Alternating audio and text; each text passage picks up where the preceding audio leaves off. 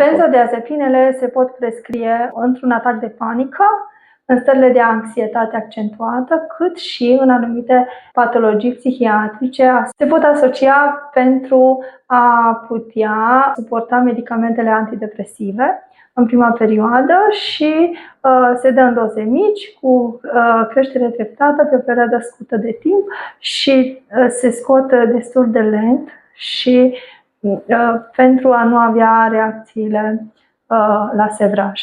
Benzodiazepinele se pot folosi atât la persoane mai tinere cât și la persoane mai în vârstă. Se oferă doar pe prescripție pe taburi. Nu se asociază cu alcoolul, pentru că potențiază foarte mult efectul. Nu se conduce, ne scade timpul de reacție. Benzodiazepinele se pot asocia cu antidepresivele pentru a cupla efectele reacțiile adverse ale antidepresivelor, care de obicei e greu de suportat la începutul tratamentului. În perioada de stres acut, în stările de agitație psihomotorie, când pacientul vine agitat, se pot administra pentru a liniști pacientul. Unele benzodiazepine sunt folosite inclusiv ca și antiepileptici,